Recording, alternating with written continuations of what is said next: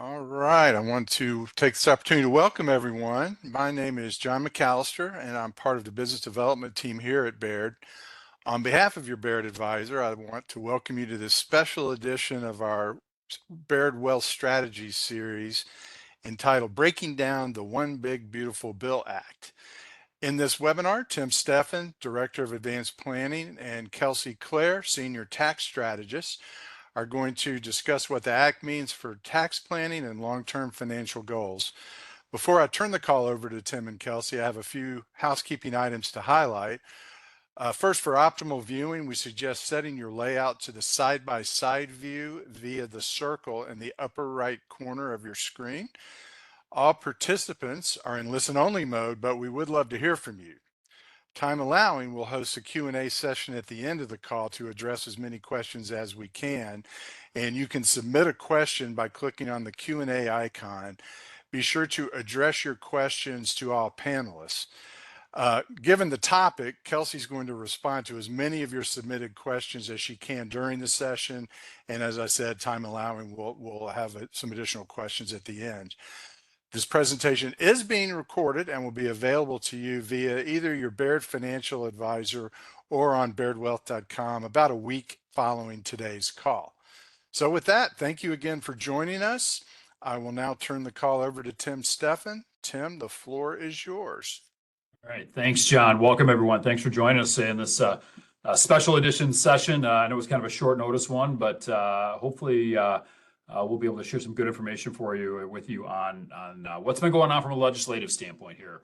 We've known for a long time that 2025 was going to be a significant year for tax legislation because of all the things that were kind of coming together between some of the old tax rules getting ready to expire at the end of this year, a new presidential administration, all that kind of came together to say this is going to be a significant year for legislation. And while it maybe happened a little bit earlier than we anticipated, we have it now, and we've got a whole bunch of things to discuss. So let's dive into this. I want to just give you a few overarching thoughts on this first. Let's talk about a few broad themes. First off, a lot of what you're going to see here today are going to be addressing some of the sunsetting items. So back in 2017, there was a tax bill that passed that included a number of important provisions that were all set to expire at the end of this calendar year. This bill does a lot to address those expirations. It made most of those items, if not nearly all of those items, permanent going forward. And when I say permanent, I mean permanent as far as tax code goes. There's no such thing as a permanent tax law. It's maybe more of an indefinite tax law. There's no sunsetting in a lot of these things, these extensions that were made available to us. So, but it also tweaked a lot of those things. So a lot of things we've been used to over the last several years will stay in place, but with some minor adjustments here and there. On top of that, there's a lot of new things that we're going to talk about, a lot of things that maybe came up during the campaign or came up otherwise. Most of those things are temporary. So we're going to be right back at this again in a few years when these newer provisions start to get closer to their expiration. So we'll dive into those in just a bit. Hey, Tim, I just wanted to jump in. I just want to make sure you know you're not sharing your screen at the moment. Oh, I'm not. You are correct, Kelsey. Thank you for that. Let's go ahead and do that. All right. Thank you, Kelsey. So yeah, as we said, a number of the new things we're going to be talking about are all going to be temporary. So we'll highlight those as we get into it. And just keep in mind, we'll be back at this again in a few years. Forget what you knew a month ago. This is a bit of a process that started back in May or so of earlier this year. And since then, a lot of the things that came out in the original proposals back in May have been modified.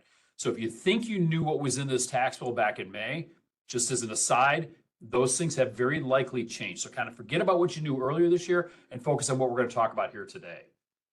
I'll be honest, there's a lot of things in this that are a little unclear yet to us. We're still waiting for a full explanation to come out of Congress. They usually issue one of those. Eventually we'll get that, clear up a few of the things that are a little bit unknown yet. We'll highlight those as we get into this. But we'll do our best to explain as many of these provisions as we can. Again, there'll be more clarity coming later this year. One of the big things that I think you'll hear is one of the themes throughout is this idea of what we call phase outs. And you're going to hear me mention that term a lot today. What that means is the expiration or the reduction in the ability to claim certain benefits that we're going to talk about throughout this. Because of that, calculating marginal tax rates is going to be really difficult to do. Now, what I mean by marginal tax rates is what is the tax impact of doing this one additional thing? realizing a capital gain, doing a Roth conversion, making a charitable gift, all these different things. Understanding the impact of that particular activity can be really difficult now without going in and running the numbers. We used to be able to back of the envelope some of these things. A lot harder to do that now because of a lot of these things that you'll see as we get further into this. Fortunately, we have some great tools here. We'll highlight those later on that help us do all this math. But the planning that's got to be going into the calculations and the forecasts that go into a lot of planning ideas we're going to be talking about can be really important to focus on those. So, all right, let's take a look at our agenda today. We're going to start off by talking about those items that were scheduled to sunset under the old tax bill. Talk about a number of the new items that are out there, including some things specifically affecting individuals. We'll get into some business changes as well. A couple of investment options that are out there now that we're going to highlight. And then we'll wrap up with a number of planning ideas, things that you can be thinking about and discussing with your Baird financial advisor on how to take advantage or how to maneuver around some of these new provisions we've got. So let's start by addressing the TCJA sunset. As we said, the TCJA was a bill that passed in 2017. That included a number of sunsets to the key provisions in that. Now, we've been very used to the provisions in that. We've been dealing with them ever since 2018. So a lot of these things that are being made permanent are things we've been dealing with for a long time. As I said before, there were a number that are tweaked a little bit too. So you'll see that as we get into this. First thing I want to start with is highlighting the rates and brackets. So this is a slide you may have seen in some of the other presentations we've done over the last year or two, showing what was scheduled to happen to our marginal tax rates and tax brackets. Under the sunset, all of our rates across the board would have gone up anywhere from 1 to 4 percentage points with shifts in the brackets and how much income is subject to each of those rates. We don't have to worry about that. That has completely gone away. All of these rates and brackets that we've been dealing with will now be extended indefinitely. Normal inflation adjustments of the dollar amounts and all that, but the rates themselves will not be changing under this bill. Another area where we've talked a lot over the last couple of years is what's happening on the estate and gift tax side. Remember, the estate tax is a 40% tax that applies to assets that are part of your estate upon death. There's a roughly $14 million exemption per person that's in place today. Under sunset, had sunset happened, those numbers would have fallen by more than half. Instead, we not only don't get the sunset, we don't get the fall in half, we actually get increases to those exemptions beginning next year. So instead of maybe a $7 million exemption next year, we actually got a $15 million exemption per person, $30 million per couple. We'll talk about what that means for planning later on, but a lot of the really technical advanced estate planning techniques that some of you may have been considering may not be as applicable anymore. All right, let's talk about some other things related to the tax calculations. Alternative minimum tax. One of the big things that came out of the TCJA back in 2017 is it really eliminated the idea of the alternative minimum tax for most taxpayers. It was a fairly common thing back then, very uncommon now. That's going to stay that way. They're going to extend most of the provisions that will keep AMT a minor kind of sideline thing for most people. They did make a couple of changes that will pull a few more people into AMT. The net impact of that remains to be seen. We'll have to see how the numbers shake out. But beginning next year, we could find a few more people being subject to AMT because of some of the changes they made. But for the most part, it's not going to be like it was 10 years ago where we had a large percentage of the population paying this tax. A couple of changes for those with children. The basic child tax credit was scheduled to fall by almost half, or more than half, I should say. That is going to stay in place now, and in fact is actually increasing this year from $2,000 per child to additional $200, $2,200 per child. The additional credit for other dependents, that stays in place, and that $2,200 amount will be inflation adjusted going forward beginning next year. So an immediate $200 increase in the child tax credit this year. For those working parents who have daycare expenses for their kids, those credits will change a little bit next year too, make it a little bit easier to qualify for the credits beginning in 2026. No change this year, but a little bit of a change next year, making it easier to qualify. All right, that's on the tax and income side. Let's talk about deductions. One of the big things that happened under the TCJA, lots of big things that happened there, but one of those was an increase to the size of the standard deduction. Standard deduction, remember, is the flat amount that everybody gets of income that's totally tax-free. And for 2025, that amount for a married couple is $30,000. Under sunset, that number was scheduled to fall by almost half. So a significant reduction in the standard deduction amount. That is not going to happen now. Sunset's not going to happen, so that reduction's not going to happen. And in fact, rather than waiting till next year, they actually increased the deductions this year. So for a married couple now, that standard deduction is up to $31,500. Single person, 15,750. So right there, everybody who claims a standard deduction gets a little bit more income that's going to be tax-free. Now that's the standard deduction side. The other side of deductions, of course, is itemized deductions. Some fairly significant changes on there. We'll talk about the big one. This is one of the headline items of the bill, is what's happened to the SALT deduction. SALT, as you recall, stands for state and local taxes. This is the deduction you claim for any income taxes or property taxes you pay to the state that you live in. The SALT or the TCJA bill back in 2017 limited your deduction of that to $10,000. This bill increases that back to $40,000. Still not unlimited, but beginning this year, now you can actually deduct as much as $40,000 of state and local taxes. Now that's the headline. There's details there that are important to understand. Primarily, there's a phase out to that. We're going to talk a lot about phase outs today, but this is really the first example of it that we've seen. If you are a married couple with income, or actually any taxpayer, I should say, with income over $500,000, you begin to lose the benefit of this increased state and local tax deduction. The phase out equals 30% of your income over $500,000 up to $600,000. So basically what that means is your state and local tax deduction is going to look like that chart you see. As income goes up, the amount you can claim, the maximum deduction you can claim, falls. And if you're over that $600,000 threshold, whether you're single or married, your maximum deduction is $10,000, back to the old rules. If you're a married couple filing separately, you can take all those numbers and cut them in half, as we highlight on the slide here. Now, a couple of things to highlight on this in addition to those phase outs. If you're a business owner, you may be familiar with some of the pass-through entity tax provisions that are out there. There was talk about maybe some of those things going away, some new taxes that were enacted by states to help kind of circumvent this deduction a little bit. Nothing was done in that area. There was plans to change some of those. None of that happened. So all those pass-through entity tax techniques that you've been using in the past, those are still totally valid for business owners.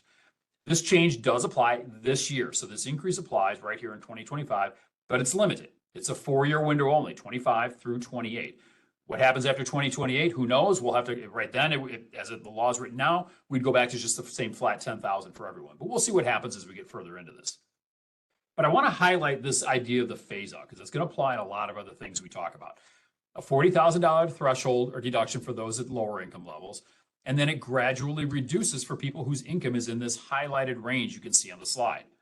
And what this means is that as your income increases and moves through that range, not only do you have to pay tax on that additional income, you also begin to lose some of your deduction, which means, we talked about this earlier, the marginal tax cost of income in that range can actually be a lot higher than what you might have expected. Let me show you a really simple example of how this works. Let's say we've got a married couple this year who has adjusted gross income of $500,000.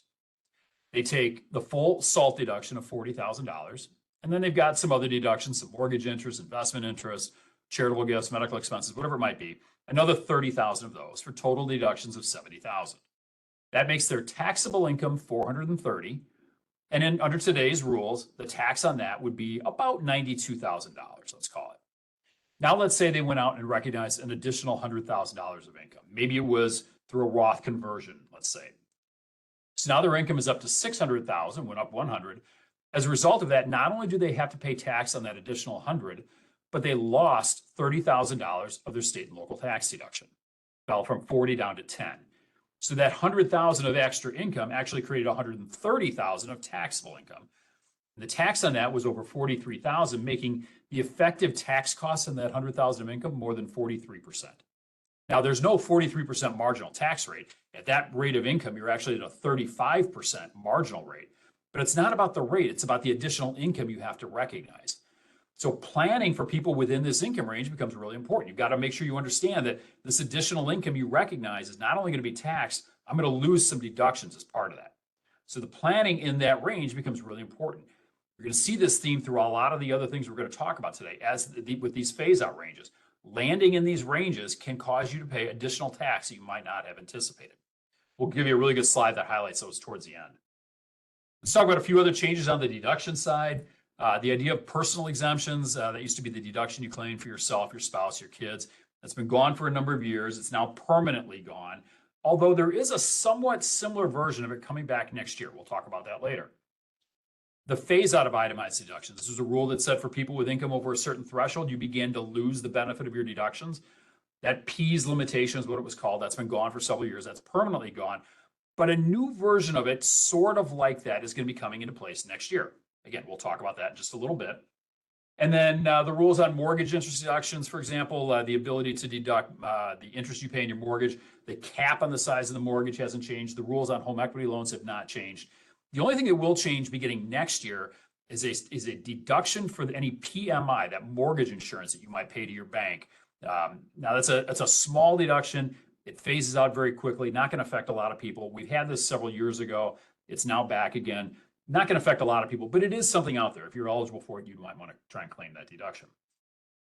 Other changes on the deduction side, the miscellaneous deductions, these have been gone for several years now. They are now gone permanently. These are all those various expenses you could claim that had to be more than 2% of your income. Things like tax preparation fees and investment advisory fees and safe deposit box rental and unreimbursed business expenses. All of those things are gone permanently now. One small exception beginning next year, and this is one of those we're still trying to figure out all the nuances on this, is a new deduction for unreimbursed expenses for teachers and coaches. We've had something like this in the past. These rules are being tweaked some to make it a different type of deduction. Again, we got to figure out more of how that's going to work. We're waiting for more clarity from Congress on that. So we'll see where that falls. On the charitable gift side, we're going to talk a lot more about charitable gifts later on, but one basic one I want to highlight is the ability to deduct cash gifts. Remember, your charitable gifts are always limited to a percentage of your income. Back in the day, cash was limited to 50% of income. The TCJA increased that to 60%. Temporarily, that's now a permanent cap, the 60% of AGI. And then a couple of other things, moving expenses and casualty losses. For the most part, those are not deductible for most people anymore, and that's a permanent change. Couple of minor tweaks to eligibility on each of those beginning next year as well. All right, so those are all the sunsetting provisions. Let's talk about some of the brand new things here, things that had nothing to do with prior law that are being introduced in many cases for the very first time. And we're going to talk about 5 new types of deductions. And I use the term deductions a little bit loosely because it's not deductions in the way you might think of them with some of the other things that are out there, but I'll clarify that in a bit. But let's talk about each of those 5. We're going to start with 3 of them that have gotten the most headlines, I think, or the most attention because they were talked about primarily during the campaign last year. The first of those is a deduction for tip income. So this applies to employees in service industries and those kind of professions that are commonly associated with receiving tip income. To the extent those tips are included in taxable income for those employees, like on a W-2 or something, those individuals can now deduct up to $25,000 of that tip income. Now, again, there are phase outs on this. As we've talked before, this is another one of those phase outs. If you're a married couple with income over $300,000, a single or anybody else over $150,000, you begin to lose the ability to claim this deduction.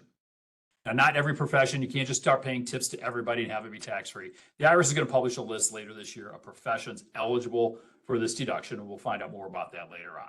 But this is the first new deduction we've got. The second one, another one that was popular during the campaign, is the idea of overtime income. It's brought up quite a bit by President Trump during his campaign. The idea of making overtime income tax-free. Well, instead of it being tax-free, they created a new deduction for it. It's the ability for an individual to deduct up to $12,500 of overtime income. Married couples can deduct twice that amount from income that would have otherwise been taxable to you and reported on your W-2. Now, this is purely extra income you get for working overtime. So if your normal rate, let's say, is $20 an hour, and you work overtime and you get time and a half, you now get an extra $10, you get $30 an hour. It's only that $10 of extra income that would be exempt from tax. Both of these, tips and overtime, still subject to employment taxes, all the FICA and Medicare taxes, quite likely subject to state taxes. We don't know how states are going to treat these things. But for federal purposes, you could take a deduction of up to $25,000 of that income if you're a married couple. And then the third new deduction on the slide that we want to cover is one for interest paid on qualifying auto loans. A little smaller dollar amount, $10,000 for a single, $20,000 for a married couple. Also subject to a phase out, a little lower range of income on this before you're phased out. Some of the nuances on this one, first of all, it has to be a loan that originated in 2025. It doesn't apply to loans that were in place before this year. It only applies to cars that had final assembly in the U.S., personal use only, and a number of other rules that apply to these. Again, waiting for a little more clarity on some of those from Congress and the IRS. Big thing on all 3 of these is that these are all available right now, here in 2025, all for a limited time, 2025 through 2028 only, but these are deductions that if you qualify, you could claim today. All right, fourth new deduction. This one's gotten a lot of attention. I want to give this one a little extra highlight. is what they're calling the senior deduction. This is a new $6,000 deduction that's available for any taxpayer age 65 or older at the end of the year.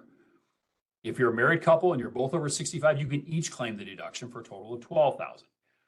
Again, this deduction is subject to a phase out.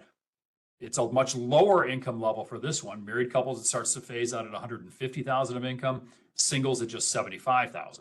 And the phase out is effectively 6% of income over that. So over at $150,000 to $250,000 range for a married couple, you would be fully phased out. Now, this is a deduction that's available again right now in 2025, but only for a limited time through the next 4 years. Now, this one, there's a little bit of confusion as to how this qualifies or where you claim this in your return, or how does it work with some of the other deductions you've got. So I just want to highlight this real quickly. If you are a 65-year-old individual this year, 65 or older by the end of this calendar year, you are now eligible for this $6,000 deduction, assuming you meet the income thresholds. In addition to that, you still get the same deductions you've always claimed before. Either your itemized deductions, your mortgage interest, charitable contributions, state taxes, or the standard deduction if that's what you claim. And remember, when you're over age 65, if you claim the standard deduction, you get a little bit of an extra deduction on that. I'm going to highlight those numbers later on in the presentation, but those, you still claim either the itemized or the standard deduction with the 65 enhancement. This new deduction is totally separate from both of those. So whether you itemize or you take the standard deduction, you can still qualify for this new senior deduction. The fifth new deduction that I want to cover is something that's not totally new. We actually saw this a few years ago during the COVID period. It's the opportunity for people who don't itemize their deductions to actually claim a deduction for some of the charitable gifts you make. Now, back when we first saw this, it was much smaller. It was $300 for a person, $600 for a couple. This year, this version of it, it's much larger, $1,000 per individual, $2,000 per couple. Couple things to keep in mind: these must be cash gifts, and they must be made directly to a charity. They can't go to a donor advised fund, for example, or a foundation. And it has to be cash. You can't take this deduction for dropping off a bag of clothes or old furniture at a Goodwill or someplace like that. That's not going to qualify. It's got to be cash donations directly to the charity. What's good about this one is there's no phase out on this. This is available to anybody at any income level as long as you aren't already itemizing your deductions. This is kind of an interesting one. We'll talk more about the timing of gifts later on. But this new rule takes effect next year and might be an incentive to push donations into 2026 if you're a smaller donor. We'll talk more about that later. Okay, so we've got these 5 new deductions. How do they fit on your return? And how are you going to claim these things? Well, let's just take a step back and talk about how your tax is calculated, or your income is calculated. Remember, you start off with your gross income.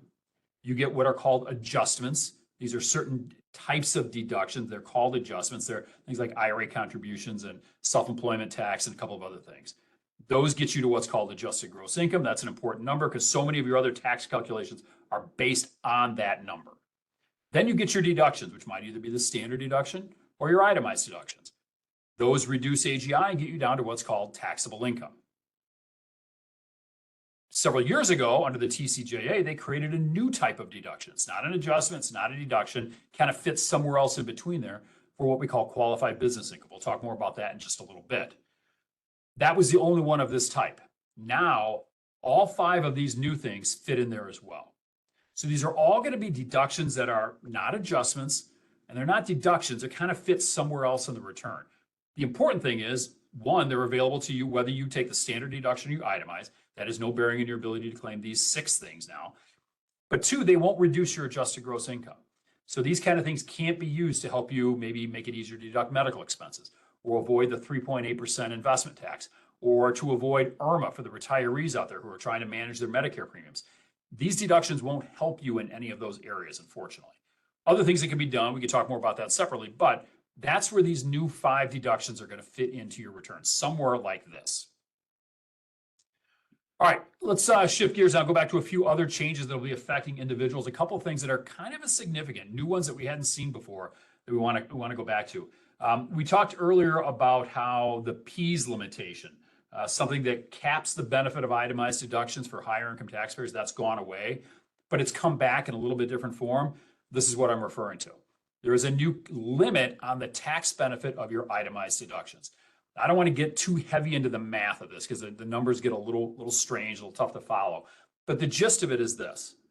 If you are a taxpayer in the top tax bracket, which today is 37%, Your deductions, any itemized deductions you claim, will not be able to provide you that same 37% tax benefit. So today, for example, if you're a 37% bracket taxpayer and you give $1,000 to charity, it will save you $370. Next year, the benefit of that deduction would be capped to just 35% or $350. This applies to all itemized deductions, not to the standard deduction, not to any of those other deductions we talked about earlier. Only if you itemize, does the total itemized deduction amount get capped. The other thing that's happening on deductions is specific to charitable gifts, and that is a new floor on the amount of charitable gifts you can deduct.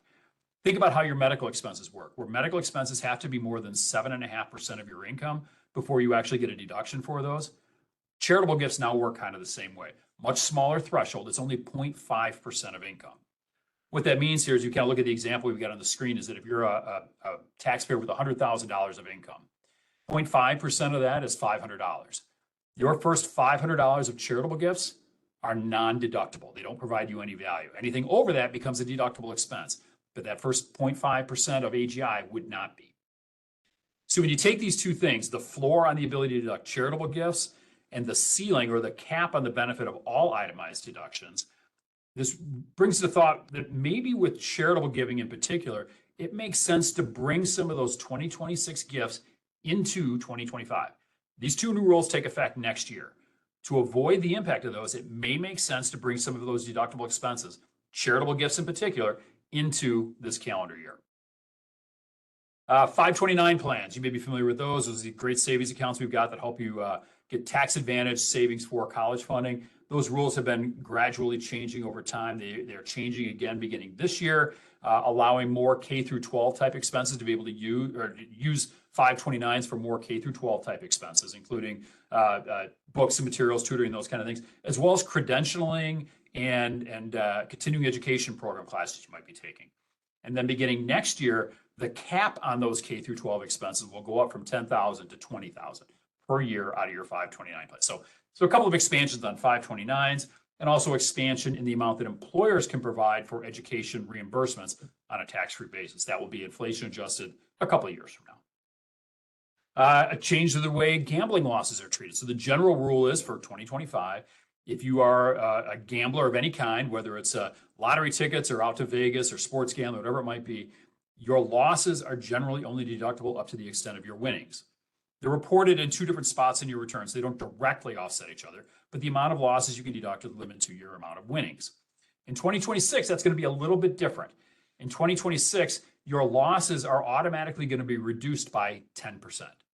Whatever losses you try to claim, reduced by 10%, and then whatever's left can still only be deducted up to the extent of your winnings. So we give an example here of how somebody who won 100,000 and lost 90,000, their net winnings are 10,000. Under this new rule, they'd actually pay tax on 19,000 of winnings. What this means is that in order to fully offset your winnings, you need losses that are like 111% of your total winnings. The whole point of this is that if you are somebody who does a lot of gambling, has some winnings, you're going to want to keep extra track of any losses you might have incurred during the year because it's going to take more losses to offset your gains than what it has in prior years. This is beginning next year. Now, a lot of these changes we saw that we've seen the extension of the lower tax rates, extension of the standard deduction, the higher SALT deduction, all those things come at a cost. And in order to provide the funding to pay for that in the government's budget, they had to make some tweaks elsewhere. One of the things they did is they have made some changes to a number of the clean energy credits that are out there. These are just a few of them that are effective, ones more commonly impact or felt by individuals. While they haven't eliminated the credits, what they've done is they've accelerated the expiration date of them to where many of these now expire this year or early next year. As you can see on the screen here, if you're thinking about purchasing an electric car or putting in a charging station or doing some energy efficient improvements to your home, you're going to want to get going on those soon because the ability to claim credits for a lot of these is going to expire much sooner than we had originally thought. Okay, let's shift gears and talk about a couple of investment options. We're going to talk about two changes to some options you've got for saving or investing with your advisor or elsewhere. Let's talk about one, and that is something called the Trump account. This is a new investment account that was created. It's beginning, it won't be first available until next July. So we've had a couple folks call and say, hey, can we open these up now? The answer is no, nobody's able to open these until at least next July of 2026. But we'll at least help you understand what they are so you can kind of plan ahead for purposes of next year. This is a new IRA style savings account specifically for minors. Let me give you a few of the key characteristics of it.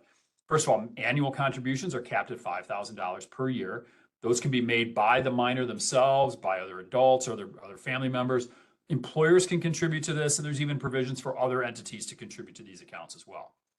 There is a pilot program in place for newborns between 2025 and 2028, where the government will seed these accounts with an initial $1,000.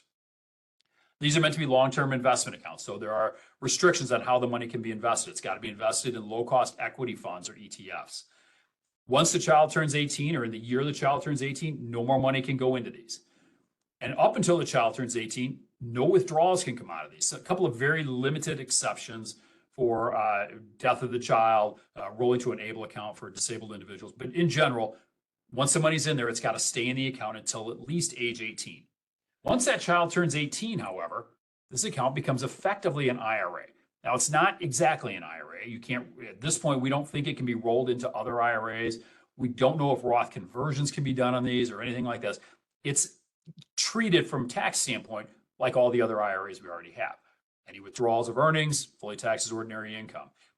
Presumably, if you take money out before 59 and a half, there's a 10% penalty. At age 75 for the minor, we're talking roughly 60 years from now, by the way, they'd be subject to required minimum distribution. So effectively an IRA, but not really an IRA. This is another one of those areas where we need a lot more clarity from Congress on how exactly these things are going to work. So stay tuned on these. The other investment opportunity I want to talk about is something called an Opportunity Zone program. This is something that was originally created in the first bill back in 2017. Under that was they created Opportunity Zones as a way to incent people to invest in geographic parts of the country that otherwise might not draw a lot of investment attention. So areas that are underserved around the country, they provided tax incentives to start businesses or redevelop real estate in these parts of the country. So the original program that was established back in 2017, many of the benefits of that are starting to sunset and starting to wind down. So we're seeing less activity in that area. I want to first be clear that these original programs, if you were somebody who invested in one of these back after 2017 up until now, nothing has changed on those. All the same deferrals, all the same tax treatments. Any gain you put into that is going to be fully taxable at the end of next year. What is going to happen, though, is that there's going to be a new round of Opportunity Zone designations beginning sometime next year. And every 10 years from now, those are going to be refreshed. So they're going to start by identifying all new areas around the country that are considered Opportunity Zones that are eligible for these types of investments. You won't be able to access these until 2027. So that creates some planning considerations when it comes to capital gains. We'll talk about that later. But for the most part, these new ones are going to act a lot like the old ones. If you realize a capital gain and you roll the gain into this Opportunity Zone fund, you don't have to pay tax on it. The deferral period is 5 years, and at that point, you pay tax on the gain. But there is an exclusion. Up to 10% of the gain you roll in there can be considered tax-free after 5 years. And if you hold the fund for 10 years, all appreciation inside the fund is completely tax-free. And there's a little twist on these called qualified rural opportunity funds, a little twist on those, a little bit better tax exemption. This is essentially the same program we've had in place for a number of years with a little more permanence to it. We'll talk more about how this impacts your capital gain realization, but if it's something you're interested in, just kind of keep in mind, this may be a new investment opportunity for you a couple of years from now. All right, we've talked a lot about tax changes for individuals. Let's shift gears here a little bit and switch to businesses and business owners. So this next section may not be applicable to a lot of people in the audience, but hopefully our business owners will find a few things here that are pretty interesting for them. So let's start with a big one on the business side, and that is the permanence of the bonus depreciation rules. There have been rules in place for a long time that said when a business buys property, equipment, furniture, all those kind of things, software, they can depreciate that over time, or they can accelerate it through bonus depreciation and deduct a lot of that cost right up front. Those rules have been made permanent and expanded to where now any property placed in service about mid-January of this year forward, you are eligible for a 100% deduction of the cost of that property. That's limited to certain types of property. You got to be 20-year or less useful life, those kind of things. But it allows you to write off the entire cost of those asset purchases, those equipment purchases, right away in the year that you acquire them. Also, an expansion of the Section 179 deduction. If you're a business owner, you're probably familiar with that. There's no new bonus depreciation rules, quite honestly, is going to trump the value of that 179. It's there, something to be aware of, but probably not much of a focus. If you are the owner of a small business or you're thinking about starting a small business, you may be familiar with something called the QSBS exclusion or the Section 1202 exclusion. Again, this is something very unique and niche for business owners, but it's a unique tax advantage that will apply to new businesses starting this year. So the old rule said that if you started a business and it met these particular qualifications of being a small business and it was a C corporation, you owned the stock for a particular period of time, when you sold that stock, you could exclude some portion of the gain in that stock. Right now, the rule has been, up until now, 100% of that gain you could exclude if you held the stock for 5 years. Well, beginning now, any new stock, any new businesses started since this bill passed in early July, new rules on how that works. First off, lower exclusions for shorter time periods. So if you're going to start a business, you don't have to hold it as long as you used to get some exclusion. An increase in the amount of gain that can be excluded, and the increase in the definition of what is a small business. So all of these things will be valuable to new businesses starting up in July of this year and going forward. Another couple changes on businesses, something called the qualified business income deduction. This is something that was created again under the TCJA that applies to pass-through businesses like partnerships and S corporations, sole proprietorships, those kind of things. It made permanent the rules there, you can exclude up to 20% of your income and maybe expanded it a little bit. So another big change that affects small business owners, especially S corporations and sole proprietorships. The ability to deduct up to 20% of your income has been made permanent. All right, those are the changes. There's a lot of other things in there that we didn't get into, a lot of international provisions, other corporate provisions, some things affecting nonprofits that we didn't get into, but those are the ones that are going to affect most individuals. Now, let's talk about some of the planning ideas around these changes. First off, the idea of deductions. You heard a lot of talking here about standard deductions and itemized deductions. Let's take a step back and explain what we mean by those and how they're different. Two different ways to reduce the amount of income subject to tax. You get a standard deduction, the flat amount that's available to every taxpayer based on your filing status, regardless of your income level or anything else you've got. This is the standard deduction. This amount went up this year for every filing status. There's also additional amounts, as you can see here, if you're over age 65 or you're blind.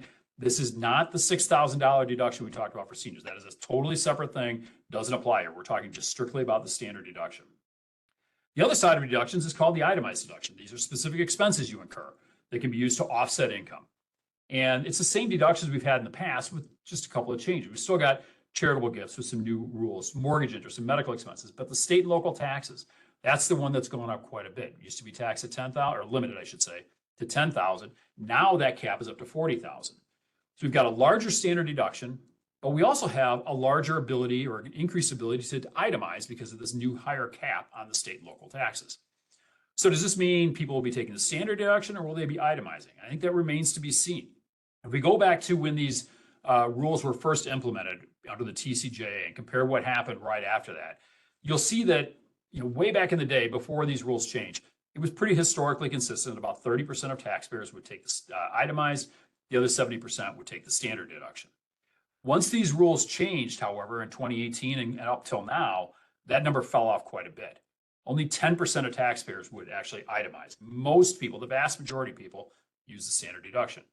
For those at higher income levels, still much higher likelihood of itemizing, but the numbers fell off pretty dramatically. Well, now, beginning in 2025, with these changes to the state and local tax deduction, we might see an increase in the number of people itemizing on both sides, both overall and specifically for people with income over $250,000. If you are itemizing, that means your things like your charitable gifts and your medical expenses and your mortgage interest, those things provide you more value. And there's more tax benefit to having those, which means more planning around the ability to claim those. Now, of course, we talked about how that SALT deduction has a phase out. If you're over $600,000, you don't get the extra $30,000. Maybe in those scenarios, if you're over that level of income, you really don't see any change here. But if you're under that threshold, it's quite likely, I suspect, you're going to be more likely to itemize going forward, meaning those other expenses you incur are going to provide you a lot more tax benefit going forward. On the charitable side, we saw a lot of things in here related to charitable deductions.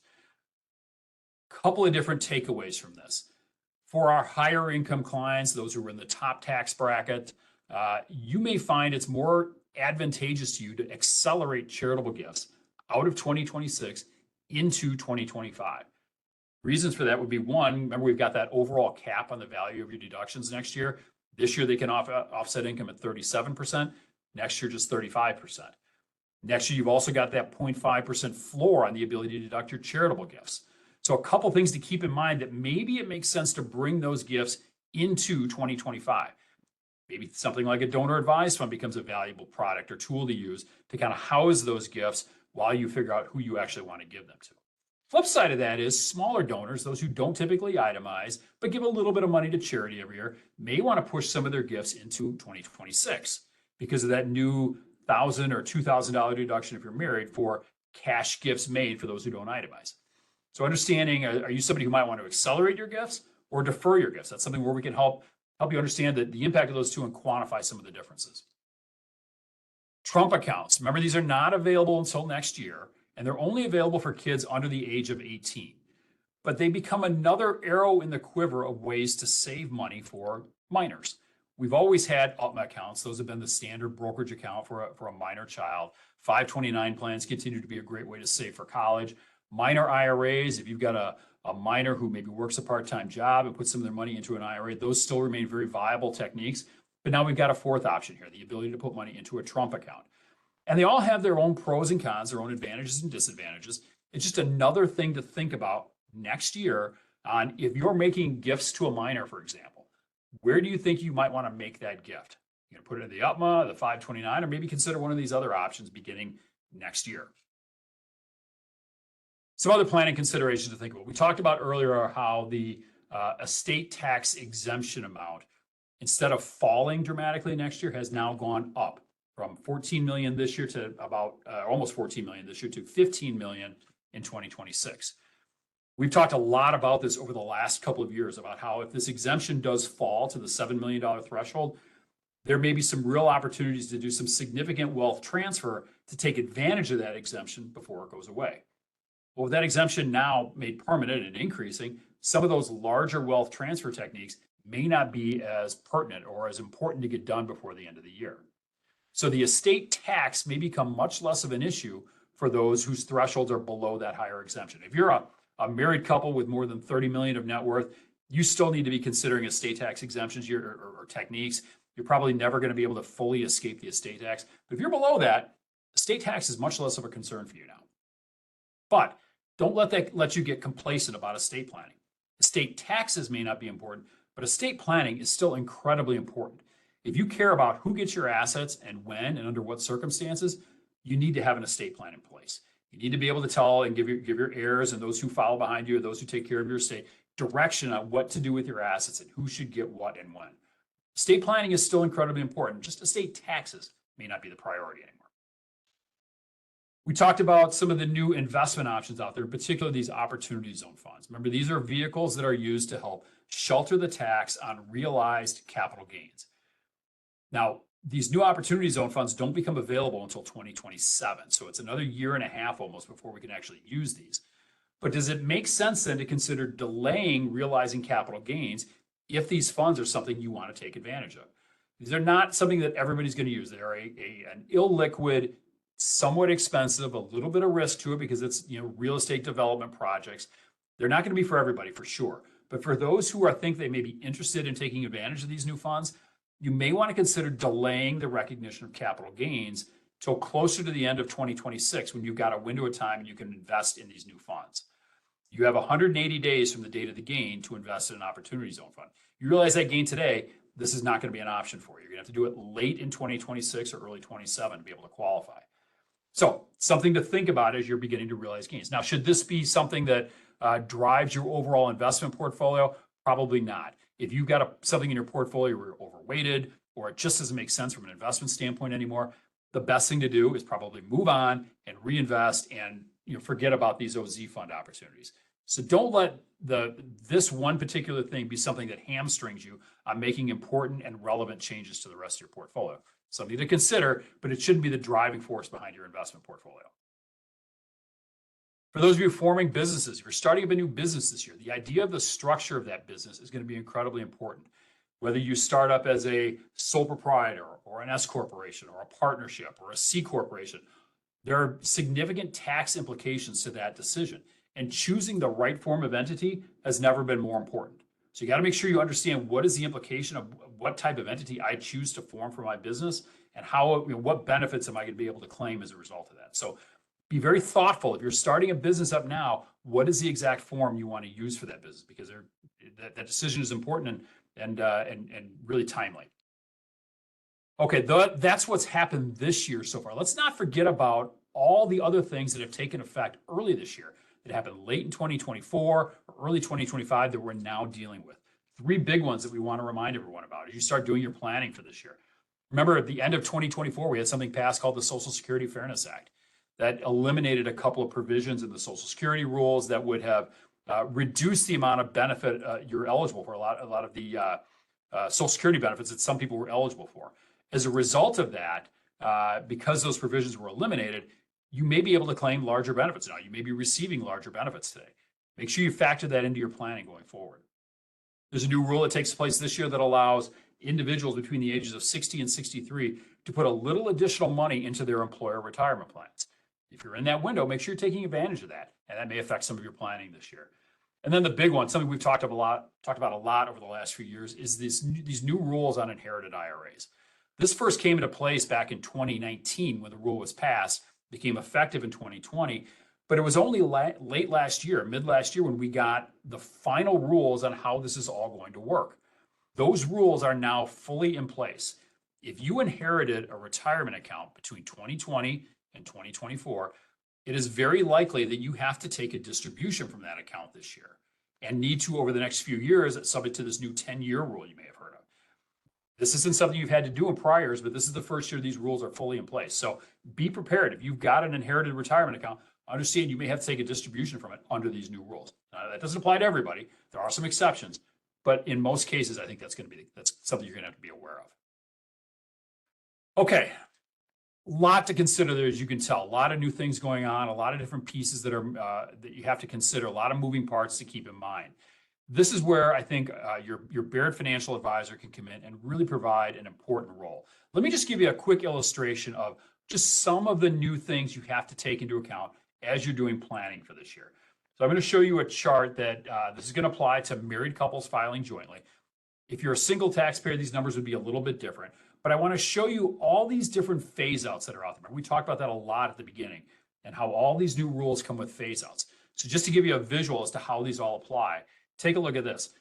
We've got this new phase out for tip income for those of you eligible for that. We've got the phase out for overtime income that applies at the same thresholds for a married couple. You've got that deduction for seniors, the age 65 over deduction. That's subject to a phase out. The new deduction for interest on an auto loan is phased out. That increased deduction for state and local taxes phases out between $500,000 and $600,000. You've got the new cap on the benefit of itemized deductions that applies once income hits roughly $750,000 for a married couple. We've got the PMI deduction. We talked about that a little bit earlier. That's a quick phase out at lower income levels. But all of these are new phase outs that we have to be aware of, or breakpoints we need to be aware of this year. And as your income moves from left to right on this chart, you become subject to some of these things. And that extra income can cause you to lose a variety of tax benefits.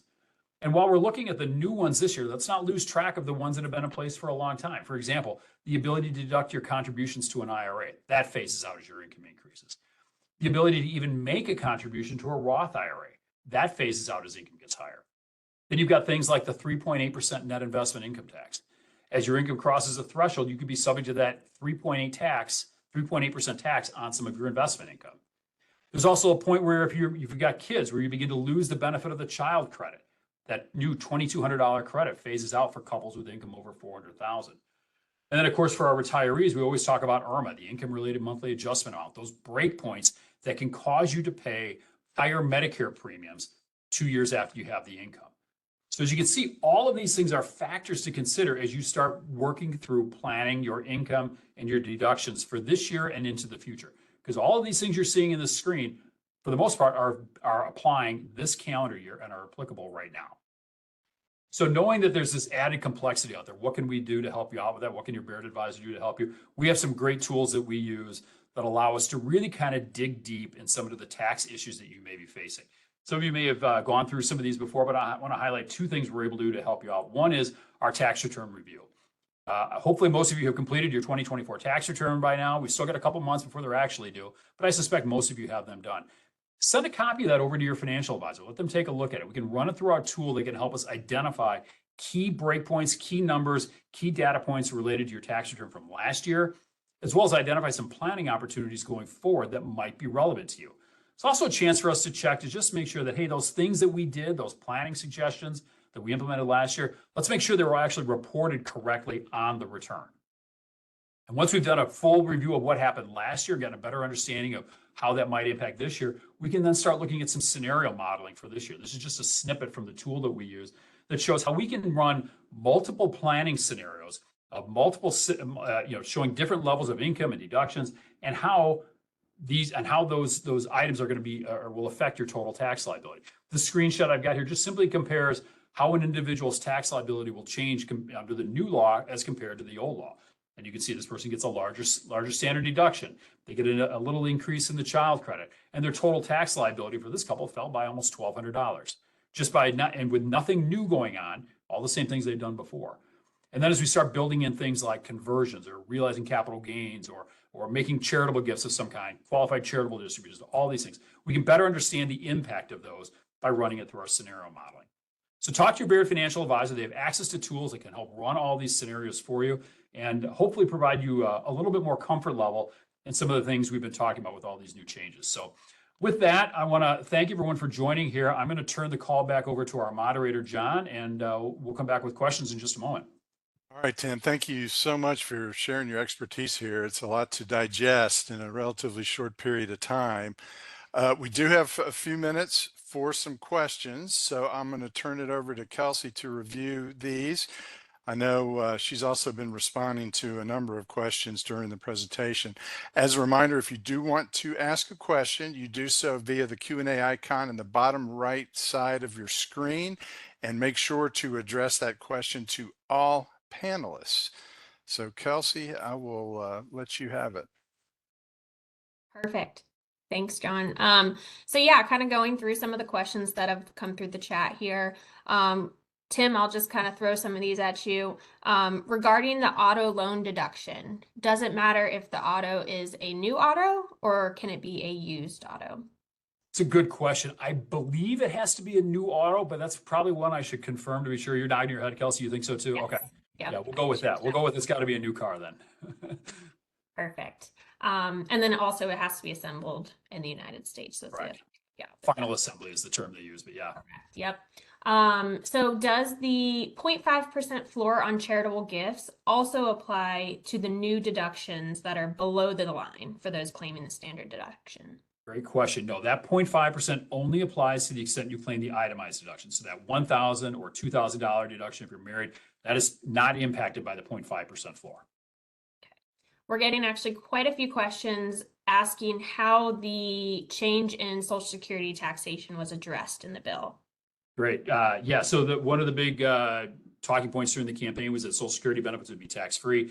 Wasn't something they were able to do as part of the bill. The legislative process wouldn't allow them to address that. So instead, they came up with this $6,000 deduction for seniors. So there've been some publications out there and even from the government itself saying Social Security is now tax-free. That's actually not true. There's no change to the way Social Security is treated for tax purposes. Still just as taxable as it was before. But you do, if you're on Social Security, you're probably over 65, you do get this deduction. Now, one of the questions I got separately was, do you have to be taking Social Security to get the $6,000 deduction? The answer there is no. So as long as you're 65, doesn't matter if you're taking benefits or not, you could be eligible for that $6,000 deduction. So while they're connected, they really are two different things. Great. Another question was, should we consider paying our fourth quarter state estimated tax payments before year end to take advantage of the increased SALT deduction? Good question. It's the idea of bunching your deductions in one calendar year. So the $40,000 threshold, that applies 2025 through 2028. So assuming you're not subject to the phase out where you might lose some of that $40,000 cap one year or the next, the deduction would would provide you the same value in either year. Now, it's part of a bigger question. Is your income higher this year? If so, that having the deduction this year might be more valuable to you. If income's higher next year, the deduction might offset income at a higher rate next year. If you're not going to be able to itemize in both years, maybe you make sure you get that deduction in the year you're going to itemize. It's some of that back and forth planning that I think we really need to sit down and just run the numbers with on some of these cases. All things being equal, yes, you take the deduction this year to get it sooner rather than later, but there's more nuance to that, as is pretty typical with tax stuff. Right. So one other question came in. So under the previous Qualified Opportunity Zone program, it was possible to get a 15% basis adjustment. Is it possible to get that 15% under the new program? Yeah, that's right. It was a 10% under the old program. It was 10% if you held it for a certain number of years and an extra 5% if you held it a little longer. That was the old program. The new program is just a simple 10% adjustment after 5 years. The other big difference between the two, I had on the slide, but I didn't discuss it, was under the old program, gains are fully taxable at the end of 2026, period. Under the new program, gains are taxable after 5 years. So regardless of when you actually invest in the Opportunity Zone, your gain is a full 5-year deferral. So a couple of different tweaks between the old rules and the new rules. Perfect. And then we've just gotten a few more questions just around that $6,000 Social Security deduction. Just to clarify, so the deduction phases out once income exceeds $250,000, correct? Yeah, I believe the phase out range starts at 150 for a married couple and goes to 250. And that's, again, the phase out applies to each person separately. So it's a little weird how the math works, but if you're over 65 and your income is over 250, you won't qualify for that. And by income, we mean all income, not just retirement income, but capital gains and rental properties and investment income and all of that combined. And is that deduction effective for 2026 or as soon as this year? 2025. Yeah, 2025 through 2028 is the only time period we've got right now for that deduction. So probably get to planning, in other words. That's right. That's That'd be right. And in some 3 years from now, we'll be revisiting all these things all over again. Exactly. All right. I think that is most of all the questions that were, about this bill specifically. I think, one other thing, someone did mention that, it was Tim's birthday yesterday. So just giving Tim a little shout out, happy birthday, belated birthday. I saw that, Rob. Thanks. But I think that's all. So I will turn it back over to John if there's any closing thoughts. Just briefly, I want to thank everyone for your time today, and hopefully you found this information helpful and impactful. If we weren't able to address any question you have, or you would like some additional information, reach out to your Baird advisor and they'll connect with the appropriate resource in the financial planning area. For those of you who would like to review today's presentation or share it with a friend, family member, or colleague, the session has been recorded and it will be available in approximately a week through your financial advisor or via bairdwealth.com. And if you're not currently working with the Baird advisor and are interested in having a conversation, maybe about the tax software that Tim touched on and doing some scenario analysis, you can find an advisor near you on bairdwealth.com via the Find a Financial Advisor button. I want to thank everyone and enjoy the rest of your day.